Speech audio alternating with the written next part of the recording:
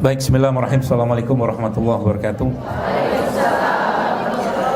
Alhamdulillah wassalatu wassalamu ala Rasulillah wa ala alihi wa sahbihi wa mawala asyhadu an la ilaha illallah wahdahu la syarika lahu wa asyhadu anna Muhammadan abduhu wa rasuluhu nabiyya ba'da. Qala Allah ta'ala fil Qur'anil Karim, a'udzu billahi minasyaitonir rajim. Wa laqad khalaqnal insana min sulalatin min tin. Wa qala aidan qul in kuntum tuhibbunallaha fattabi'uni yuhibbukumullahu wa yaghfir lakum dzunubakum wallahu ghafurur rahim. Alhamdulillah, tentunya kita bersyukur sekali pada Allah Subhanahu wa taala di hari ini Allah pertemukan kita di dalam majelis ilmu ini yang merupakan salah satu keistimewaan yang Allah berikan kepada umat Rasulullah SAW, yang mana kita tahu bahwa majelis-majelis ilmu adalah taman-taman surga yang Allah titipkan di muka bumi ini. Sehingga bagi kita yang terus meningkatkan ilmu kita apa saja, ilmu yang sifatnya duniawi, ilmu sifat dalam rangka meningkatkan iman kita, ketakwaan kita, atau raga kita, dan semua diniatkan karena Allah, maka kita akan selalu atau berada pada naungan malaikat. Yang mana kita tahu bahwa Islam memang dibangun dengan ilmu. Ayat pertama yang kita sering dapatkan dari informasi kita pelajari bagaimana Rasulullah SAW mendapatkan wahyu la Iqra.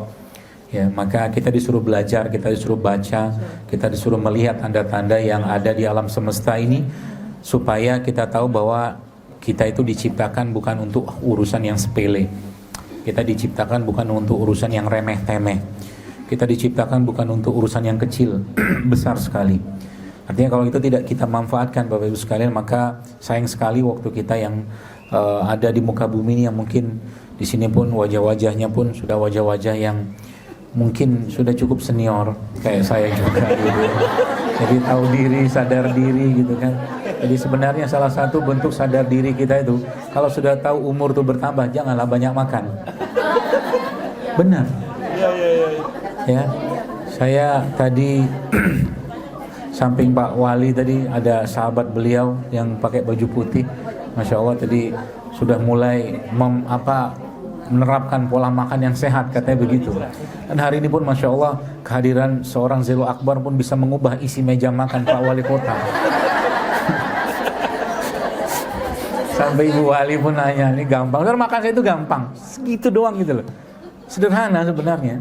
Ya, cuman karena memang Bapak Ibu sekalian, Anda perlu ketahuin bahwa kalau kita baca dalam surat Al-Baqarah, sehingga saya ada ayat 141 sehingga saya itu kalau nggak salah bunyinya wa kulu mimma fil ardi halalan thayyiban wa la tattabi'u khutuwatish syaitan. Kalau nggak salah begitu bunyinya.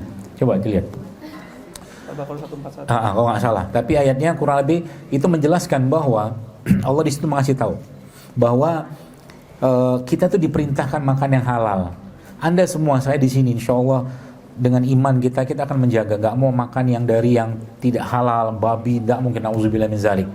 Nah, kan lanjut akhirnya iblis, karena dia tahu kita tidak mau makan yang haram, dia cari yang berikutnya, iya kan? Dia cari yang berikutnya, makanya kalimat di situ kan makanan yang halal, ada nggak? Ya, tilka ummatun. Bukan satu. Coba cari itu. Lupa saya nomornya kemarin, itu baru ayat yang lagi sedang saya tadabbur, satu itu bukan itu. Tapi intinya kalimat itu bunyinya waqulu mimma fil ardi halan thayyiban wa la tattabi'u khutuwatish syaitan. Itu surat Al-Baqarah, cuma ayat berapa saya lupa. Intinya begini, di situ ada 3 pesan yang saya ingin sampaikan kepada kita 168. Semua. 168. Ya. Itu Al-Baqarah 168. Ada 3 poin di situ sebenarnya. Yang pertama halal, yang kedua thayyib, yang ketiga wala tattabi'u khutuwatish syaitan. Jadi situ seperti Allah mengisyaratkan kepada kita, Bapak Ibu sekalian, untuk apa? Saya di sini ngomong lebih lancar daripada tadi di pesantren. Anda tahu nggak kenapa? Karena di situ ada anak-anak, ada ibu-ibu, ada remaja. Saya nggak tahu mau nyasar ngomong ke siapa. Itu poinnya. Makanya kalau saya lihat statistik saya di Instagram itu 75% itu perempuan semua. Perempuan semua. Tapi saya senang. Kenapa? Akhirnya suaminya ngikut. Yang biasa minumnya ngawur dibikinin wedang, rempah gitu kan. Ini apa? Ajaran Zilul Akbar gitu. Baik, halal yang pertama kan, yang kedua thayyib, yang ketiga wala tattabi'u khutuwatish syaitan. Nanti kaitannya dengan ayat yang saya baca dalam surat Al-Mu'min, wa laqad khalaqnal insana min sulalatin min tin. Dan kami ciptakan manusia itu dari saripati tanah, dan ada hubungan apa dengan ini? Ya. Saya kasih tahu resepnya. Sebenarnya hidup sehat atau mungkin cara kita mengembalikan kesehatan tubuh kita itu gampang, mudah banget asal kita mau. Dan ini memang butuh effort sedikit di awal.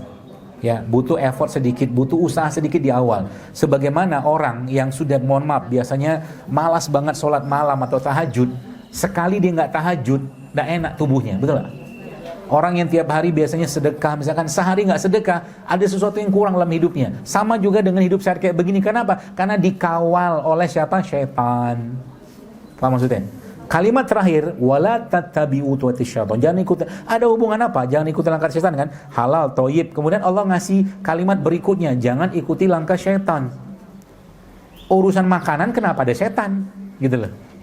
Paham ya? Jadi sebenarnya dalam Islam itu, Bapak Ibu sekalian, urusan makanan itu menjadi hal yang sangat luar biasa diperhatikan. Bahkan nenek moyang kita, Nabi Adam alaihissalam, diturunkan dari surga gara-gara urusan apa? Makanan loh. Itu kita nggak sadar. Tapi menariknya apa? Sebelum Nabi Adam melakukan, jadi gini, saya kadang-kadang mikir, surga itu kan jannatun tajri min tahtihal anhar, mengalir sungai seluas langit dan bumi. Allah bilang begitu kan? Anda bayangkan suasana Nabi Adam, coba lihat. Nabi Adam di surga. Surga tuh pohonnya banyak nggak? Banyak. Sepanjang mata memandang pohon. Baca gitu lah. Yang jarak itu ratusan tahun, beberapa ribuan gitu kan. Nabi Adam tuh situ. Kemudian situ Allah cuma bilang, jangan kau dekati pohon itu. Padahal pohon segitu banyak, jangan dekati pohon itu, kata Allah. Kan begitu kata Allah dalam surat Toha itu. Dan jangan kau makan buah dari pohon itu. Dekatinnya nggak boleh, apalagi makan. Pertanyaannya, kok bisa Nabi Adam akhirnya memilih pohon satu itu, Syajaratul Khuld itu, di tengah pohon yang begitu banyak? Kok bisa? Kan gitu kan? Jadi sebenarnya, nah itu ceritanya lain lagi babnya cinta nanti itu. Karena beberapa menyebutkan, ulama menyebutkan, Nabi Adam akhirnya memutuskan untuk makan itu karena memang kerjaannya iblis. Ini iblis nih bapak marketing internasional terbaik. Bener Pak Bu. Kenapa saya katakan begitu? Karena begini. Kalau saya bilang begini ke Pak Andi, Ustaz Andi, antum minum air kelapa. Air kelapa ini membersihkan racun segala macam, kan bener kan? Dia minum ya biasalah. Tapi saya bilang sesuatu sama beliau, sesuatu yang bohong, tidak benar tapi dia kerjakan. Itu marketing yang luar biasa. Nah, suasananya lihat. Apa yang ngomongin iblis sama Nabi Adam? Kalau kau tak makan buah ini, kata iblis, apa-apa dia punya janji. Kau tak akan kekal di surga kan? Kau akan dikeluarkan di surga kan? Bohong nggak janjinya? Bohong. Tapi Nabi Adam tertarik dengan janji. Itu kan marketing tertinggi tuh. Udah yang dijelaskannya bohong, orang tertarik membelinya. Itu canggihnya iblis. Ya. Akhirnya Nabi Adam memakan itu, buah itu. Dan terbuka loh. Nah, saya penasaran apa yang dimakan oleh Nabi Adam sehingga satu makanan, satu dari pohon itu membuat auratnya terbuka. Itu pelajaran lagi tuh. Kok bisa? Kan terbuka auratnya kan? Kata Allah di situ kan. Ada makanan yang bisa membuka aurat. Gitu. Lain lagi cerita itu. Ya. Nah, kita nggak bahas itu. Tapi saya mau cerita lagi sebelum itu. Sebelum Nabi Adam diciptakan. Sebelum Nabi Adam diciptakan, Bapak Ibu sekalian, sebenarnya iblis itu sudah melakukan penelitian. Ada hadisnya. Jadi waktu Nabi Adam itu diciptakan dan masih dalam bentuk jasad tanpa ruh ya. Itu dalam ibarat kata tergeletak begitu jasadnya Nabi Adam itu, iblis masuk ke tubuhnya Nabi Adam. Dia cek di sana, diketok-ketok. Ini manusia ringkih banget dia bilang. Rapuh, fragile. Kemudian dia kata, ini manusia, risetnya. Jadi tadi kan sudah satu tuh, bapak marketing kan. Nah, sekarang ini bapak riset. Jadi dia neliti dulu, ya, diteliti lagi. Ini yang kedua, ini dibilang ini manusia, ini makhluk, dibilang spesial banget kan. Allah menciptakan dengan tangan Allah sendiri loh. Betul kan? Hadisnya begitu. Lalu disebutkan lagi dia ada 7 kesimpulan iblis. Beberapa kesimpulan itu yang pertama tadi ini manusia ringkih, ini makhluk ringkih banget dibilang. Yang pertama tadi ini makhluk akan banyak berurusan dengan perutnya dia. Kedua, ini makhluk akan banyak berurusan dengan syahwatnya dia. Marah, emosi segala macam. Ya, kata iblis begitu. Jadi kalau relate dengan kenapa Nabi Adam memakan buah itu, menurut yang saya pelajari, itu karena Nabi Adam memang lama sendirian kan. Sebelum Hawa alaihissalam itu diciptakan Allah, jadi takut dia. berpisah sama Hawa. Ada cinta di situ kan? Ada cinta. Kenapa sekarang banyak orang diabetes tahu? Kekurangan cinta.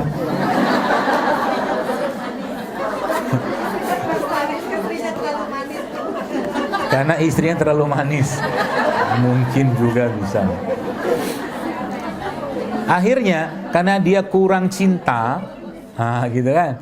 Karena dia kurang cinta, akhirnya dia mencari cinta dalam bentuk yang lain, yaitu dalam bentuk manis. Karena cinta itu kan manis. Tapi yang terjadi adalah cinta yang didapatkan atau manis yang didapatkan bukan manis yang benar, tapi manisnya manis olahan. Ya, manis olahan. Jadi menjamurnya sekarang produk-produk makanan tinggi gula pasir itu sebenarnya ada kaitan dengan mungkin di dalam pandangan saya gitu kan, defisitnya cinta orang-orang zaman sekarang di rumahnya. Karena cinta itu manis. Anda mungkin mengatakan ini omongan siang hari dokter, tengah hari bolong gini, tapi percaya sama saya. Coba nanti ketemu dengan orang-orang yang diabetes itu relate, bertanya, nyambung itu. Kemungkinan mereka itu bisa jadi kurang cinta, kurang kasih sayang, kurang apresiasi, kurang penghargaan, kurang dihargai, bahkan kurang dihormati. Bener loh. Kurang duit sebentar aja, gak lama itu. Ya, jadi bisa jadi obatnya, bisa jadi cuma pelukan. Dan bilang sama dia, terima kasih sudah membersamai saya selama ini. Oh benar, karena kulit kita ini bagian tubuh kita yang paling banyak reseptornya. Benar. Nanti kapan-kapan tuh coba, ini saya cerita sedikit. Cerita apa ibu-ibu ya? Sudah sering saya cerita, coba ceritain lagi nih. Jadi seorang ibu-ibu pernah datang ke saya, bawa anaknya umur mungkin 7 bulan, 8 bulan, seingat saya. Subhanallah, anak itu kenapa coba? Leukemia. Leukemia. Sudah kemo 2 kali. Saya bilang, wih, canggih nih anak masih bertahan dalam hati gue. Cuman saya ngeliat begini itu langsung mikir, kita tuh, nah ini saya pesan kepada Anda, ini satu pesan pertama, manusia tidak didesain Allah untuk sering-sering sakit. Jadi kalau Anda sering-sering sakit atau kita sering-sering sakit, itu teguran dan kesalahan kita. Karena untuk menjalankan peran Abdullah atau hambanya Allah dan khalifah fil ard, mustahil itu bisa dilakukan dalam kondisi yang sakit-sakitan. Makanya Allah ciptakan ini semua buat kita. Paham ya? Jadi kalau ada orang sering sakit-sakitan itu nggak benar. Gaya hidup itu nggak benar, pola pikirnya nggak benar, bahkan teman gaulnya nggak benar. Ya gitu loh. Jadi kalau saya sekarang dekat sama atau kasih kajian segala macam, itu yang ngisi kajian gitu kan, biasanya tuh yang ngisi atau panitia itu sudah tahu tuh kalau ngasih makan ke Zul Akbar jangan yang itu, nggak dimakan sama dia. Identitas sudah kebentuk. Jadi kalau Anda masih diajak teman Anda makan yang ngawur-ngawuran, berarti Anda nggak punya identitas hidup sehat. Paham? Itu maksudnya. Ya, nggak punya identitas hidup sehat. Jangan kasih dia, nggak bakal mau dia tuh. Ya, termasuk kadang-kadang saya disangguin dengan bolu-bolu apa-apa gitu tuh. Kadang saya makan, tapi nggak banyak lah untuk menghargai saja. Tapi ada yang masih suka, silakan aja. Makanya saya bikin bolu sendiri di Jakarta. Di kafe juga ada, saya bikin bolu sendiri. Itu namanya Roska, roti sehat keluarga. Ya, isinya apa? Nah, kalau Anda isinya cuman gampang. Jadi bakterinya kalau kita kan pakai ragi instan. Kita punya bakteri sendiri yang kita ajak komunikasi tiap hari. Ngobrol sama bakterinya itu kan. Ragi itu kan bakteri kan, ngomong sama dia gitu kan. Tepungnya kita nggak pakai terigu, pakainya mokaf, sorghum, tepung sagu aren, sama tepung beras. Ternyata dibikin, enak minta ampun, masya Allah, beneran. Ya, nggak ada, mohon maaf. Ini sengaja, siapa tahu nanti ada kunjungan ke sana. Ya, nggak bawa. Kenapa nggak bawa? Ya berangkat tengah hari masih gelap tadi. Baik, kembali ke itu tadi. Kembali ke urusan tadi manusia tadi. Jadi sebenarnya iblis itu sudah meriset, sudah meliti kelemahannya kita tuh apa. Dan Allah sudah menjelaskan dalam Al-Quran bahwa memang urusan makanan itu memang relate banget. Kalau bahasa Islam pernah saya kajian itu ada iblis di piringmu. Oh, iya. Dia ngintai kita terus tuh. Ya. Jadi itu sebabnya bab tentang makanan ya. itu disebutkan salah satu penyebab lemahnya iman dari 5 sebab lemahnya iman menurut Ibnu Qayyim Al-Jauziyah rahimahullah adalah terlalu kenyang atau terlalu banyak makan. Kita tidak akan bisa merasakan air mata berlinangan, khusyuk kepada Allah kalau kondisinya kekenyangan, gak bakal bisa. Percayalah. Terus ada tanya lagi, lalu ini pembukaan dulu lah ya. Lalu apa tujuan kita hidup sehat? Gampang. Tujuan kita hidup sehat bukan untuk gagah-gagahan, bukan untuk healthy lifestyle, kemudian kita jogging kemana-mana. Bukan. Kita mau kembalikan jasad ini kepada Allah dalam keadaan baik sebagaimana Allah menciptakan dalam keadaan baik, itu aja. Selesai. Jadi bukan untuk heboh-hebohan, enggak. Karena kalau Allah tanya, kenapa kok asam urat? Kenapa kok kolesterol tinggi terus? Kenapa kok sakit jantung? Aku ciptakan penyakit, tapi kok tak boleh sakit terus begini? Kok mau haji harus sehat? Gitu kan? Kau mau sholat harus kakinya sehat, gak boleh rematik terus. Berarti ada sesuatu di situ yang kau kerjakan gitu kan? Allah pasti tanya, gitu loh. Ini kan badan ini casing aja nih, ya Allah tanya. Nah, gitu. Jadi niatnya untuk itu. Sehingga nanti apa? Anda minum kunyit, Anda minum jahe, Anda minum mana kelapa. Ketika niat di awal sudah, ya Allah izinkan aku untuk mengembalikan jasadku ini kepadamu dalam keadaan yang baik. Yang Anda makan tuh bagian dari ibadah atau ketaatan kita pada Allah Subhanahu. Itu yang paling keren. Jadi nanti apa? Maunya meninggal dalam keadaan apa? Dalam keadaan yang baik tentunya. Lagi sholat mati, kan asik. Ya, lagi sujud mati, lagi baca Quran mati, lagi baca sholawatan misalkan mati, atau lagi haji umroh mati. Waduh, indah banget mati kayak begitu. Iya kan? Gitu loh. Sehingga nanti apa? Jangan matinya itu maksud saya, berarti kita nggak boleh mati karena sakit gitu kan?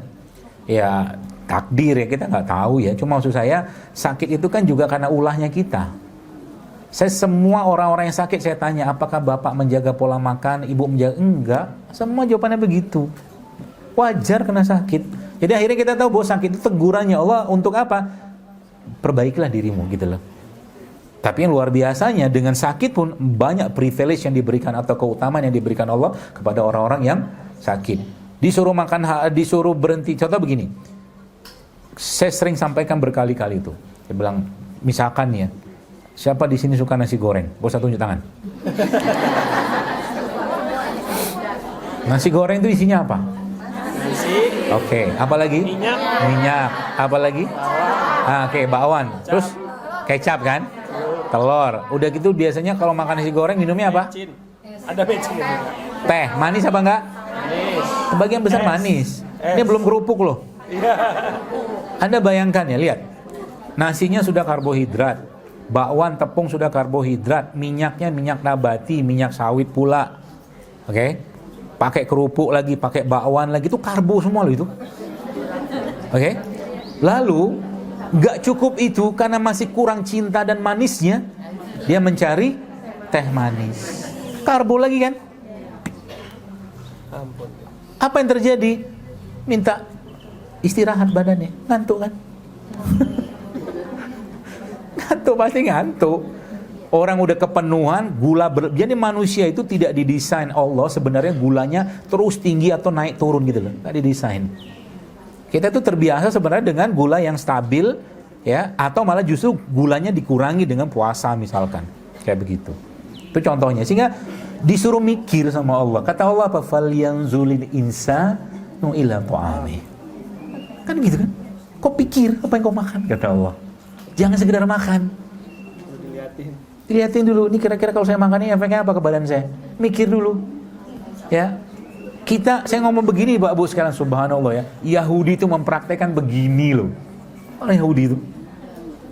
Ya, makanya pinter-pinter. Ya, nah itu. Lalu kembali ke cerita Nabi. Jadi masalah sudah tahu nih, masalah perut, masalah syahwat, masalah emosi. Udah itu aja masalah itu, nggak jauh-jauh itu. Ya, dari zaman dulu sampai sekarang. Ya, nah sehingga apa? Kita perlu belajar bagaimana mengembalikan itu. Ya, nah Allah Subhanahu Wa Taala sebenarnya sudah memberikan sinyal-sinyal atau isyarat kepada kita dari Quran tentunya, atau mungkin sabda Nabi SAW juga, ya, bagaimana tubuh kita itu di-create atau diciptakan Allah. Tadi saya jelaskan ada beberapa hadis atau mungkin ayat-ayat menjelaskan tentang bagaimana atau asal tubuh manusia. Yang pertama itu kan tanah. Walaqad khalaqnal insana min sulalatin min tin. Tin itu kan sebenarnya tanah yang dicampur air. Ya, ada lagi solsolin fakhar, ada lagi tuh. kayak tembikar dia. Jadi kita tuh memang asalnya kita tuh sudah, kalau Anda tahu tembikar itu kan kalau pada fase tertentu dibakar, bau itu kan nggak enak. Fase kita tuh udah kayak begitu sebenarnya. Ya. Nah, tanah ini Bapak sekalian, apa sebenarnya isinya? Nah, ini yang sebenarnya poinnya. Kita tahu bahwa tubuh kita ini, ya, kita tahu tubuh kita ini kan sebenarnya kalau dilihat apa bahan baku tubuh kita ini yang sebenarnya, ya, maka jawaban sederhananya adalah asam amino. Ada 4 asam amino penting dalam alam semesta yang ada pada tubuh kita juga. Ada yang namanya essential, ada yang namanya non-essential. Ya, ada yang kita dapat, bisa kita dapatkan, atau mungkin ada dalam tubuh kita sebagian essential sama non-essential. Nah, yang menariknya, asam amino ini kan ada asam amino itu ada berapa ya? Ada yang kita kenal dulu mas pelajaran SMA itu yang ATGS itu loh. Adenin, timin, guanin, sitosin. Masih ingat kan? Kalau nggak ingat nggak usah diingat juga nggak apa-apa lah. Nggak penting. Anda lebih perlu mikir nanti malam masakin apa buat suami gitu kan. Itu lebih penting. Ya, adenin, timin, guanin, ya, ATGS. Nah, asam amino itu biasanya Allah Subhanahu wa taala benamkan, letakkan mereka ke produk-produk terbaik. Ini pelajarannya. Kalau dia disebutkan biasanya khusus dalam Al-Quran, atau memang secara sains dia memberikan efek yang luar biasa, dia bisa punya kandungan asam amino yang sangat tinggi. Apa fungsi asam amino? Dia repairing sel, gen, ya. Dia memperbaiki metabolisme, semua diperbaiki sama dia. Nah, contoh mungkin ini, madu. Kan tadi saya bilang bahwa manusia itu diciptakan Allah dari tanah. Madu atau lebah ini, apa yang diambil sebenarnya sama dia, sama lebah ini?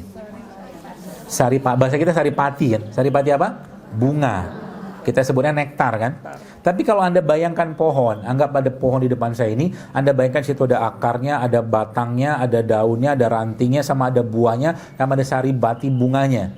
Pertanyaannya, saripati bunga di bawah itu, di atas itu itu bisa muncul di sana gara-gara apa?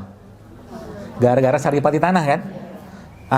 Pohon itu punya pompa, bahasa kita lah, bahasa manusia begitu. Pompa ini nyedot sari dicaro-soro sama dia, dikumpulkan sama dia, ditarik ke atas dan jadi 2 tuh kalau nggak buah sarinya bunga tadi, gitu kan? Maka sebenarnya yang diambil oleh lebah itu sebenarnya bukan sari bunga, tapi sarinya tanah. Oke, sampai situ telan dulu. Lalu sebenarnya apa yang terjadi kemudian? Allah perintahkan yang makhluk yang dapat wahyu kan? Makhluk yang dapat wahyu, ya. Kemudian apa lagi? Allah wahyukan kepada mereka, ya. Kemudian diambil tuh sari-sari tadi, kemudian di situ ada kategori. Kalau kita baca dalam Al-Qur'an, kategori madu terbaik itu di Quran ada itu. Madu yang terbaik yang pertama di Quran disebutkan dalam surat An-Nahl itu apa? Madu yang di gunung. Itu terbaik. Karena dia pakai urutan tuh. Madu hutan ya? Bukan, madu gunung. Gunung. Benar-benar di gunung. Jadi kalau kita lihat tuh di gunung-gunung itu ada sarang lebah. Sekarang di Cina tuh sebagian tuh dia ngambil pakai. Nah itu madu terbaik tuh. Di sini agak susah kita dapatnya. Ya, baru turun di bukit-bukit kata Allah. Ya kan? Atau ada bukit-bukit lah. Kemudian baru terakhir dan di sarang-sarang yang dibuat manusia. Itu urutan madu terbaik. Jadi kalau mau cari madu terbaik itu madu gunung kalau Anda. Ya, madu ini gunung bukan madu hutan. Di gunung. Ya. Nanti coba dilihat di surat An-Nahl itu, ya. Kalimatnya begitu. Jadi urutan begitu Allah bikin itu supaya apa? Supaya menjelaskan ini yang paling awal, paling bagus, nomor 2, nomor 3. Jadi madu yang ternak itu kalau pakai leveling Quran dia paling rendah. Ya, bahkan sekarang nggak perlu lebah bisa bikin madu. Bisa. Pakai lab, pakai air, campur karamel dengan standar yang sama bisa bikin madu. Bisa. Makanya sering saya bilang kalau beli madu itu belilah madu yang sanadnya jelas, rawinya jelas, matannya jelas. Sanad itu di mana dia ngambil, ya, di mana dia ngambil, cara ngambil gimana, siapa yang ngambil. Karena madu itu urusan kepercayaan. Gitu. Baik. Jadi madu itu isinya apa? Asam amino. Balik lagi madu sebenarnya isinya apa? Sarinya manusia. Kan tanah kan. Sama dia diambil, masuk ke dalam badan dia, obok-obok sama dia, semprot sama dia, masuk ke dalam sarang lebah. Sebelum masuk sarang lebah itu, sarang lebahnya juga diituin dulu sama si lebahnya, dikasih antiseptik dulu. Antiseptiknya namanya apa? Propolis. Baru madunya masuk. Itu campur semua situ. Untuk sang lebah atau untuk sang ratunya, dia nggak makan ini. Dia makannya royal jelly. Jadi kalau strata, dalam pandangan saya, strata tertingginya produk lebah itu royal jelly. Karena hanya ratu yang boleh makan. Nah gitu. Ibu-ibu royal jelly. Ibu-ibu makan lebahnya aja. Ya, strata tertingginya. Makanya royal jelly itu paling mahal. Ya, dia segini tuh bisa 1 juta itu. Makanya nggak boleh banyak. Itu obat kuat laki-laki, obat kuat perempuan. Karena madu atau produk yang lebah adalah produk yang paling banyak hormonnya. Ya. Kenapa saya cerita hormon? Karena zaman sekarang banyak orang nggak bener lagi hormonnya. Laki-laki di usia 30 di tahun 2000-an kayak begini nih, kadar hormon laki-lakinya sama dengan laki-laki berumur 60 tahun di tahun 80. Gitu. Cerita hormon. Ya. Makanya apa? Makanya yang kasihan ibu-ibunya. Ibu-ibu juga sama. Kemarin ada ibu-ibu konsul ke saya, umur 46 tahun sudah menopause. Indikator nggak sehatnya generasi. Ini saya nggak tahu bagaimana Ibu Wali Kota mencari solusi ini. Indikator nggak sehatnya generasi itu dalam yang saya pahami ya, adalah cepatnya anak perempuan zaman sekarang menstruasi. Oh, cepat kan? Yang lu SMP kelas 2 baru mens. Sekarang SD kelas 3, 4 udah mens. Semakin cepat dia mens, semakin cepat dia menopause. Semakin tidak subur. Haho.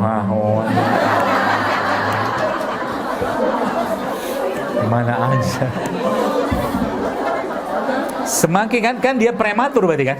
Agingnya, penuaannya kan lebih cepat. Otomatis kualitas selnya nggak bagus. Wajar sekarang banyak anak-anak rapuh, bahasa kita tuh fragile. Kalau orang bilang tuh generasi strawberry. Udah yang dia lihat, jadi kelihatan indah dari luar tapi rapuhnya minta ampun. Gampang belenyek. Kalau zaman dulu, tangguh-tangguh, naik sepeda lah, main ke sawah lah. Gitu kan, bener gak Bu? Tuh. Makanya, anak-anak Anda itu harus Anda siapin dalam, kalau bisa sih, kalau saran saya sih ya. Saran saya, jangan biarkan handphone dia pegang tiap hari. Itu musuh betul itu. Jangan. Anda harus kasih jatah sama dia. Anak saya biasanya saya kasih jatah cuma Sabtu Ahad. Boleh pegang handphone. Kalau urusan sekolah segala macam tuh lain cerita. Ya, karena itu biang kerok salah satu penyebab rapuhnya jiwa mereka. Apalagi sampai bisa dia mengguling-guling kalau handphonenya dia ambil. Itu saya senang banget ngerjainnya itu. Ngerjainnya kenapa? Gulinglah suka-sukamu. Guling terus. Apalagi kalau ada anak dia minta mainan kemudian dia nangis teriak luar biasa, itu saya punya solusi gampang. Saya keluarkan dia keluar, selesai nangis nanti kabarin ayah ya. Saya nggak ngepek, karena itu taktiknya dia aja. Nggak ngepek buat kita. Baik, jadi asam amino. Jadi semua produk lebah itu baru sekalian ya, semua produk lebah isinya asam amino semua sebagian besar. Ada vitamin, enzim, mineral itu oke lah bagian itu, jadi semua. Dan fungsinya dia paling bagus adalah dia repairing DNA, gen semua diperbaiki sama dia. Ya, termasuk enzim juga sama. Ya, makanya biasanya kalau makanan-makanan atau apapun gitu Anda campurkan dengan madu, itu penyerapannya, kemudian rasanya semua jadi lebih tasty biasanya. Termasuk kayak begini nih. Maaf.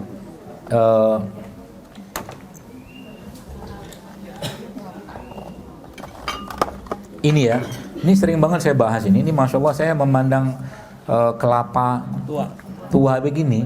Ini kan airnya sekarang sering dibuang. Padahal Anda, ibu-ibu sekalian, bapak-ibu sekalian, minum air ini jauh lebih baik daripada, jauh nggak bisa dibandingin dengan air isotonik yang dijual di supermarket. Jauh lebih baik dia. Jauh sejauh-jauhnya. Kita buang. Ya, itu yang pertama. Yang kedua apa? Setiap hari Anda makan ini seperempat Anda makan, jantung Anda akan kuat. Mentah Mentah lah. Kelapa. Airnya diminum. Ini 1/4 Anda makan setiap hari, jantung Anda akan kuat. Ya, terus aja makan begini. Nah, supaya kan susah makannya kan, apalagi sekarang biasanya kalau sudah saya ngomong begini langsung ada tuduhan tuh. Nanti kalau cacingan gimana, gitu kan? Nggak tahu saya itu babnya muncul dari mana, tiba-tiba ada urusan cacingan. Nggak ada cerita cacingan, begini makan aja. Dimakan Bu. Nggak ada hubungannya dong. Iya, nih kita baru ngomong kelapa tua ya. Udah tumbungnya.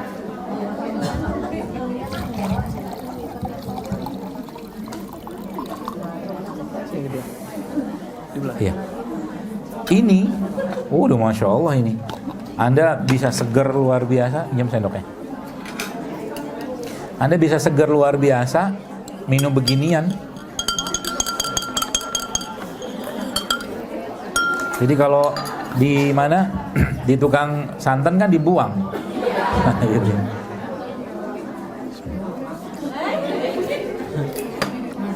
Nyobain. Tenang, bibir saya kok. Aman bakterinya.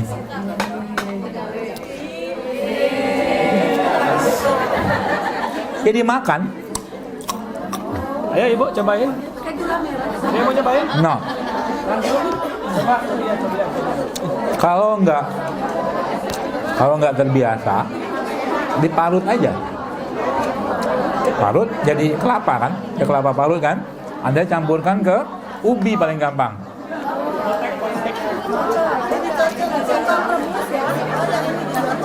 Ini ya. Jam. Ini bikin BAB lancar. Beneran. Yang sembelit pakai ini. Makan aja. Ini kan lemak jenuh dia. Memang tidak sama kayak zaitun, cuma dia termasuk kategori lemak sehat. Makanya kalau kita tahu tentang kelapa ini baru sekalian, itu masya Allah ya. Allah tuh sayang banget sama kita. Bahkan guru saya mengatakan, dia bilang kalau kata beliau, saya belum pernah coba, kalau ada racun kayak racun tikus atau apa gitu dimasukkan ke kelapa, itu bisa menggumpal dia. Dia memang anti racun. Zaman dulu ingat gak kalau orang keracunan minum, keracunan apa tuh, kadang-kadang ada yang agak gila-gila minum obat nyamuk tuh. Gak usah disebutin merek ya. Oh iya, yang suka ya. minum obat nyamuk. Kan dikasih ini kan. Nah bahkan dulu kakak kelas saya waktu di kedokteran pernah cerita, waktu mereka di kampung-kampung gitu kan gak ada itu mereka ngimpus pakai air kelapa loh. Bisa buat impus. Ibu gigi udah nggak kuat giginya. Kalau kuat. Hah? kalau di blender gimana dong? Ya. Nah, lihat. Kita sebentar ya, kita tadabur air kelapa atau kelapa. Karena isinya kelapa ini adalah asam amino, kan isi air kelapa itu asam amino, sama kayak madu. Ya. Jadi dia bagus banget untuk membersihkan badan, racun sampah kita itu dengan berbagai macam efek yang lain, banyak banget, ya. Sama kayak lebah. Lebah itu kan asam amino. Tapi untuk ngambilnya kan diproteksi sama dia, sama lebahnya. Ya kan, dijaga benar-benar sama dia, sama lebahnya kan. Nggak bisa sembarangan, harus pakai inilah alat ini segala macam. Sama kayak ini, karena ini nggak ada yang jagain. Kan nggak ada yang jagain. Bang ada, Allah lindungi dia, coba lihat. Di luarnya dikasih serat yang luar biasa tebal. Dalam dikasih lagi batoknya, baru dalam dikasih lagi dagingnya lagi, baru ada sarinya manusia di situ. Gak dimakan sama manusia, dibikin keras kayak begini sama Allah. Sebagian dari air tadi berubah menjadi ini. Gak dimakan lagi, dibikin begini sama Allah. Ini pun masih ada nutrisi. Bahasa Jawanya kentos, saya nggak tahu di Sunda. Ini masih ada nutrisinya, sangat tinggi loh. Makan. Enak. Bisa jadi nanti tumbuh.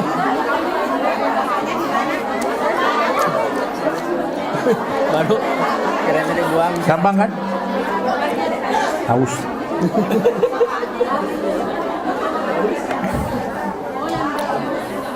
Tuh, air kelapa. Jadi bagusnya saya minum air kelapa tuh air kelapa mana? Tergantung anggaran. Kalau Anda mau yang murah, kalau saya, daripada saya keluar duit, mendingan datang ke abang-abang yang jual santan itu, minta air kelapa yang kan gratis sama dia. Ada beberapa yang kasih doang kan, apalagi Anda parut kelapa sama dia, gitu. Jadi kelapa nih, lemaknya subhanallah, jantung, pembuluh darah, kemudian pencernaan, kelapa doang. Baru kita bahas kelapa ini, gitu kan.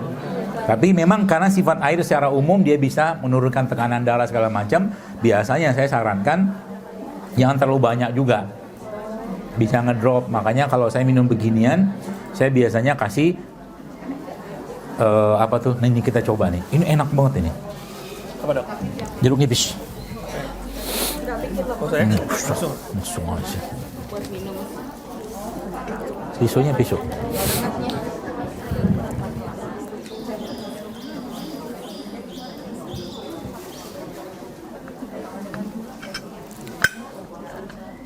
Pisaunya nggak tajam. Pisau yang biasa ada. Pisau begini. Ya udah. Jadi masuk begini nih. Jeruk nipis. Ini kelapa nggak muda banget, agak senior. Kelapa tua. Jeruk. Yang dokter di mana nih?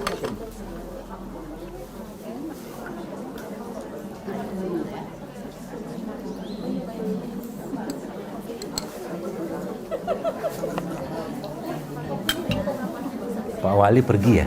Pak Wali pergi ya? Awalnya kayaknya mau di Buat Pak Wali aja. Pak Wali. Pak Wali, Pak Wali. Iya. Ya langsung diminum ya Bu. Diminum Bu, soalnya kalau agak lama itu kurang enak dia. Nah, jadi kita dalam dunia nutrisi itu ada namanya nutrient dense. Nutrient dense itu makanan padat gizi. Nah, ini sebenarnya minuman padat gizi. Jadi ketika kita kasih madu, kasih garam, ya, tapi garam yang apa aja non refinasi pokoknya itu menjadi sangat padat nutrisinya, ya. Nah itu. Nah dia nih Bapak Ibu sekalian, asam amino ini kan sebenarnya tadi bahan baku atau penyusunnya manusia. Jadi semakin banyak kita mengasup asam amino, semakin banyak maksudnya semakin rutin ya, maka sebenarnya gen-gen tubuh kita tuh akan diperbaiki dengan sendirinya, yang rusak, yang apa segala macam. Nah, konsep pertama dalam dunia permakanan atau mungkin dalam dunia kesehatan, kalau kita mau mengobati penyakit, saya kadang-kadang nggak usah langsung masuk ke herbalnya dulu, benerin makan dulu aja. Itu boleh dibilang mungkin 50% dapat tuh. Udah mulai terjadi perbaikan yang luar biasa asal apa yang diasup benar. Maka ada istilah namanya eating right, makan yang benar gitu ya. Mindful eating. Ya, mindful eating, makan penuh hikmah mungkin kalau bahasa kita kan, seperti itu. Jadi makan tuh akhirnya kita mulai mikir yang dimakan ini kira-kira efeknya ke badan saya apa ya gitu loh, bukan sekedar makan itu. Sehingga nanti apa, mulai terbiasa dengan begituan ya yang kita makan itu. Dan yang kita asup tuh mungkin nggak jauh-jauh dari asam amino, protein ya, protein nanti protein kita bahas. Asam amino ini kan protein juga nih, ini kelapa ini protein sebenarnya ya. Asam aminonya, vitaminnya, enzimnya, mineralnya semua ada di situ ya. Dan semakin banyak yang kita makan itu Bapak Ibu sekalian, jemaah sekalian, yang sifatnya masih fresh dari alam ya, maka semakin glowing lah sel tubuh kita. Jadi kulit itu ya, ini pesan ke ibu-ibu yang biasanya suka ke tempat apa tuh perawatan. Kulit itu cerminan isi perut ya. Anda jangan terkecoh dengan ngebenerin ini, akhirnya nggak dipakai produknya, jelek deh Padahal kulit itu cuma cerminan perut doang. Kalau perutnya benar, apalagi hatinya benar, bagus, terjaga, kulit itu akan bagus. Itu sebenarnya. Caranya gimana? Semakin banyak fresh food. Contoh fresh food tuh apa kayak begini kan fresh food nih. Nih, rujak kayak begini kan fresh. Saya pernah lihat bahkan luar biasa Bapak Ibu sekalian dalam sebuah kayaknya penelitian kecil-kecilan. Jadi ada orang naruh elektrode di elektrode itu buat nyalain lampu gitu ya. Di jeruk ditaruh begini tuh. Ditaruh elektrode tancap sini, kemudian disambungkan ke lampu, nyala lampunya. Nyala. Ya. Maknanya apa maksudnya sebenarnya? Jadi semakin fresh yang kita makan ini sebenarnya listrik tubuh kita itu akan semakin nyala. Jadi kenapa banyak orang kadang-kadang lihat mukanya apa ya? Enggak glowing ya, maksudnya mukanya tuh Masa depan suram. enggak lah. Mukanya tuh ngeselin gitu loh, Bu. Kusut nah gitu. Enggak cerah gitu ya. Melihat mukanya tuh kan ada senang-senangnya nih orang. Itu kalau dalam urusan permakanan biasanya relate, berhubungan juga dengan apa yang dia makan. Nggak jauh-jauh dari gula yang tinggi, minyak yang tinggi, tepung terigu gitu-gitu lah. Ya, beda sama kalau udah makan kayak beginian. Pasti cerah karena dia ada listrik di sini nih. Bukan hanya listrik, enzimnya, vitamin semua masih komplit. Makanya kalau saya ditanya, kalau kita bicara buah-buahan kayak begini, kapan buah ini paling bagus diminum atau dimakan atau dikonsumsi? Saat dipetik dari pohonnya, kalau ada pohonnya. Kalau nggak ada pohonnya, maka kita beli, ketika sudah dibuka langsung dimakan, jangan ditahan. Karena dia pasti akan teroksidasi. Ya, jadi buah-buahan kayak begini ini memang setelah dikupas, karena kulitnya dia itu adalah pelindungnya dia. Ya, pelindungnya dia supaya tidak teroksidasi. Ya. Jadi makanya tadi kelapa juga sama. Kadang kan kelapa udah dibuka pasti teroksidasi, sebentar aja tuh dia bau dia. Ya, seperti itu. Nah, ini konsepnya. Konsep ternyata bagaimana cara menjaga tanah tadi. Isi mereka ini apa? Anda baca aja. Vitaminnya, antioksidannya, mineralnya, semua ada di mereka ini yang sebenarnya itu ya, itulah kandungannya tubuh kita yang kita perlukan. Makanya sekarang apa? Zaman dulu, zaman era-era kita lah kali kayaknya. Hamil tuh gampang. Sekarang tuh hamil jadi sulit loh. Kenapa? Karena tanahnya rusak. Tanahnya perempuan zaman sekarang itu cenderung rusak. Jadi zaman dulu ibarat kata mah sebentar kumpul udah besok udah hamil misalkan gitu lah. Zaman sekarang bertubi-tubi juga hamil-hamil gitu. Kenapa? Nggak bisa ditanam benihnya itu tuh. Tanah itu rusak. Ibarat kata mah orang nanam padi di sawah nggak tandus tanah itu lah. Kenapa? Ya karena nggak ada begini-begini yang dimakan tiap hari, makanan tinggi gula lah, minyak gitu-gitu aja. Jadi nggak bisa tumbuh itu benih itu. Itu ilustrasinya. Makanya Allah mengibaratkan atau menceritakan tentang manusia itu atau perempuan atau istri kalian itu, kata Allah, adalah ladang. Begitu kata Allah. Tempat kalian bercocok tanam, kata Allah gitu kan. Ya, nah itu. Jadi asam amino, kemudian mineral semua segala macam. Kemudian apalagi yang kita bisa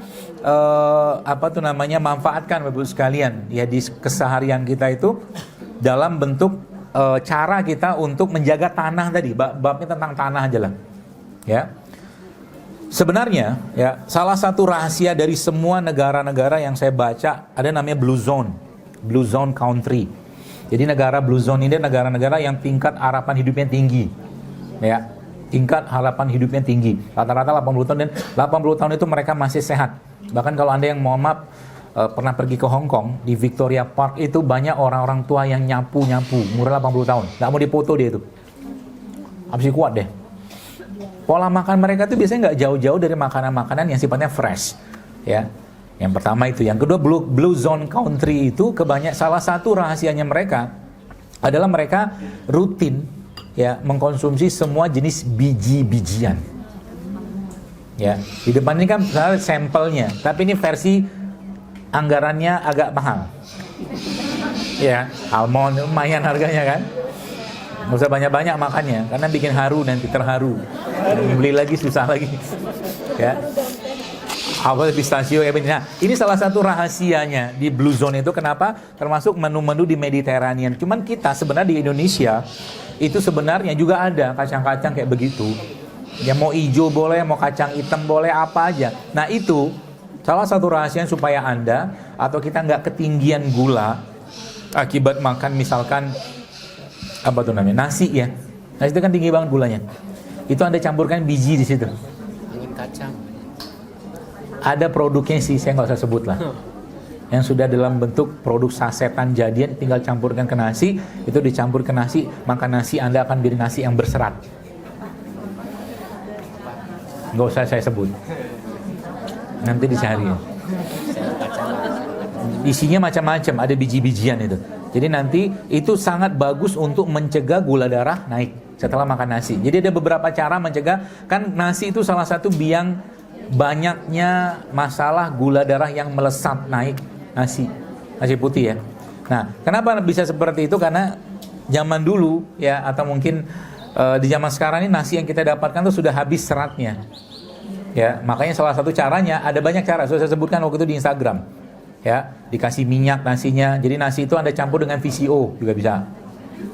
VCO, minyak kelapa. Ya, atau Anda campur biji-bijian juga bisa. Mau kacang hijau, kacang kedelai segala macam, ada produk jadinya juga bisa Anda campurkan di situ, termasuk biji habatus sauda juga bisa. 5 menit lagi. Alhamdulillah. Baru setengah.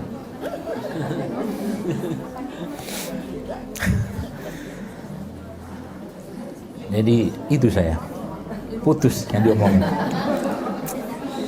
Bagaimana tadi? Nasi. Oke? Oke ya. Kemudian apa lagi? Ada biji, ada biji-bijian, ada minyak, atau ini penting. Sekarang ya, masalah kesehatan di orang-orang zaman sekarang kita murid tidak lepas dari masalah tingginya gula. Oke? Gula, bukan gula darah ya. Ya, salah satu cara mencegahnya adalah Anda mulai rutin mengkonsumsi produk fermented, produk fermentasi. Contohnya apa? Nih, tempe, tauco. Ini kan di kita jarang, kimchi ya. Cuman kita mungkin tauco lah mungkin ya, versinya kita. Karena kan asam gak enak, gak semua orang bisa makan. Tapi orang Korea itu semua makanan mereka, kalau mereka makan pasti dimulai dari makan ini dulu. Ini salah satu kaidah makan yang benar. Ya, jadi kalau mau makanan itu mudah tercerna dan tidak menyebabkan gula darah kita itu melesat setelah dimakan, maka makanlah produk fermentasi sebelumnya. Paham ya? Contohnya kan kimchi tadi atau ini apa nih? Miso. Ini juga fermentasi nih. Atau kalau enggak ini, Anda minum apa? Minum cuka. Cuka apel, bukan cuka dapur ya.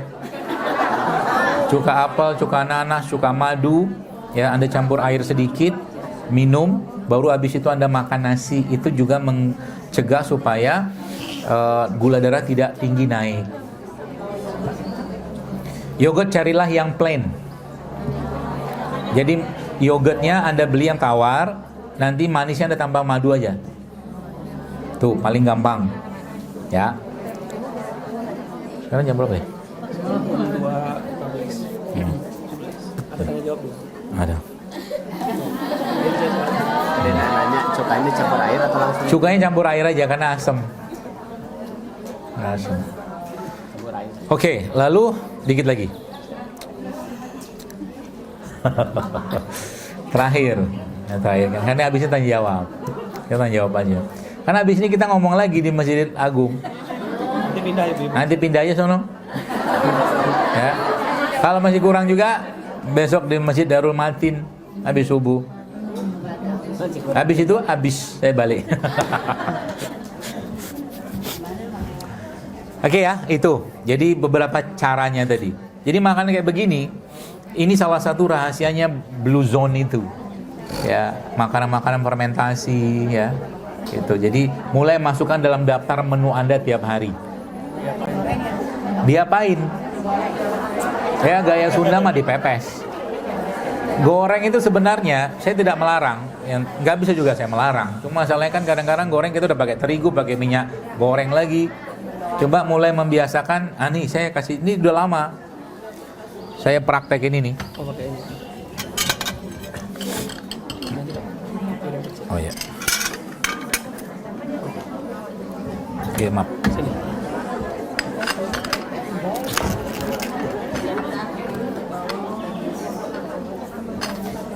Jadi Bapak Ibu sekalian, sebenarnya tempe ini udah dari tahun berapa nih?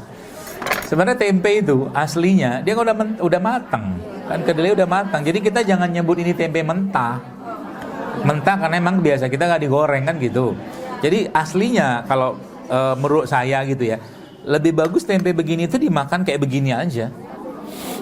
Ya, caranya gimana? Banyak caranya. Cara paling mudah ya misalkan nih tempenya Anda cemplungin madu.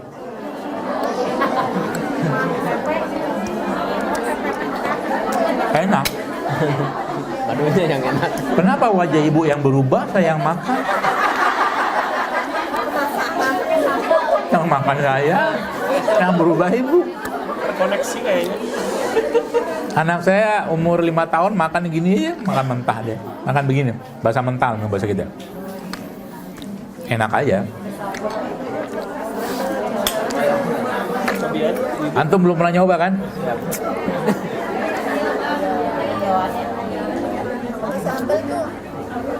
Atau kalau enggak, nih tempenya disambel.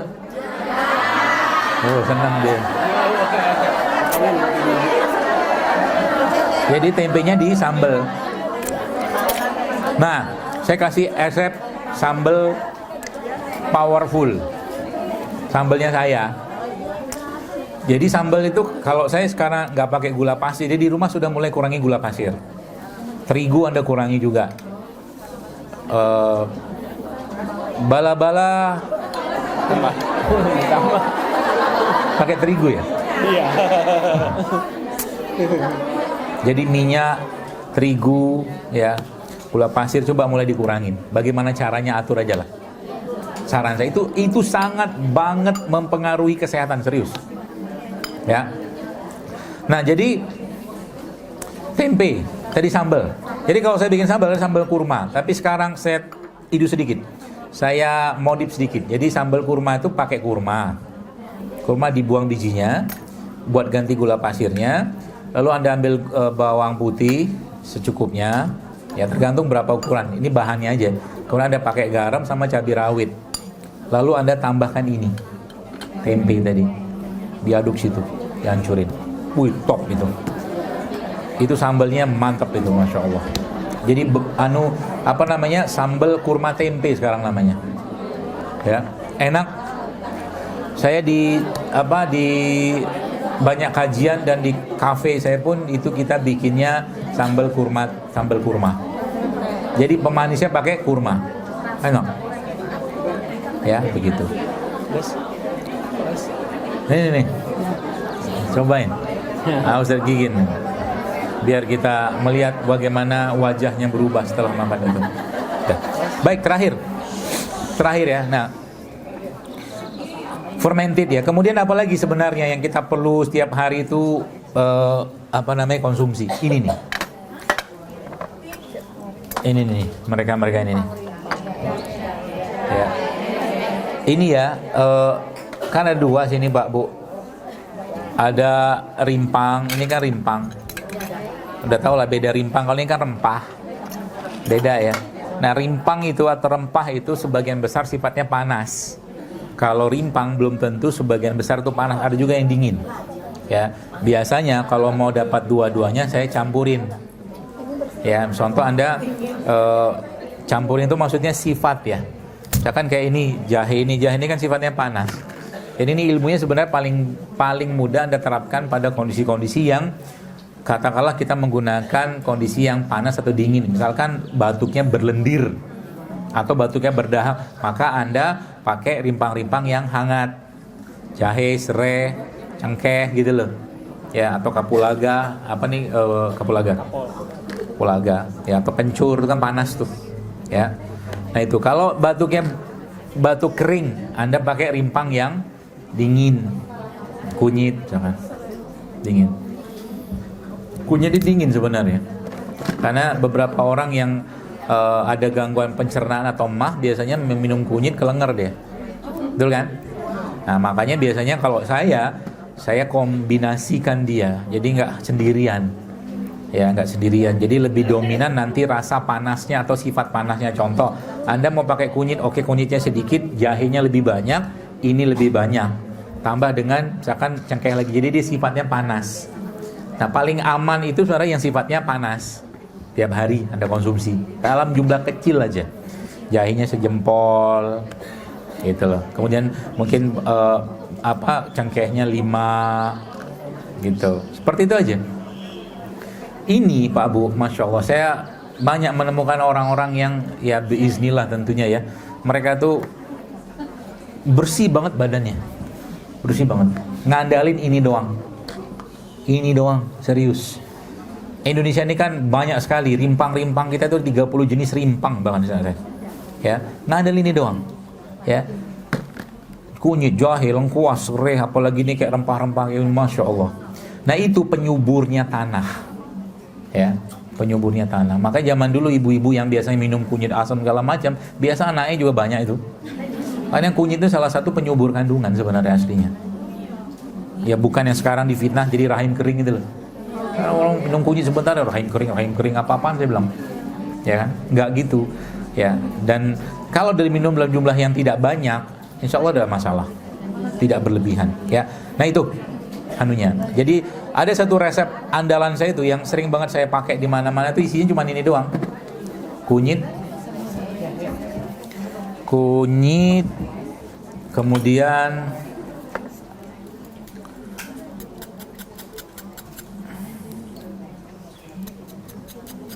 kunyitnya pedes ini.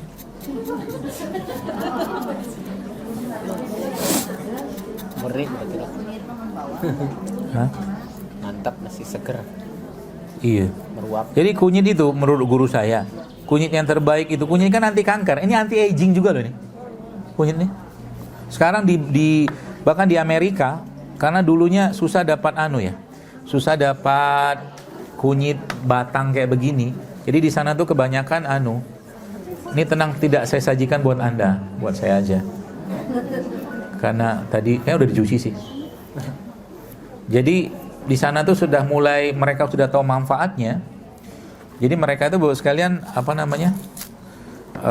sudah mulai kenal dengan kurkumin ini.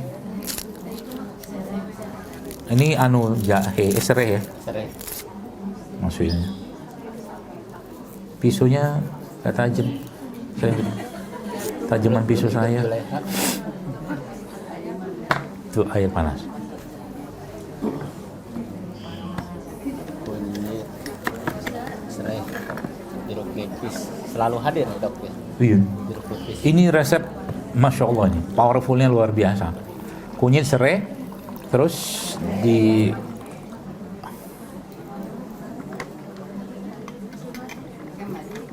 madu ya Bu. Di madu. Dikasih madu. kalau nggak dicampur jeruk nipis gimana, nggak apa-apa.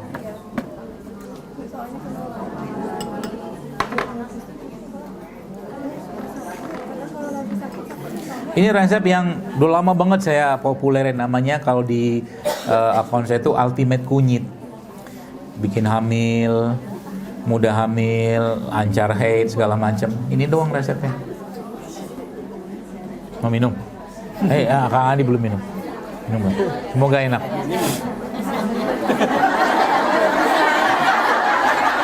Saya sudah pernah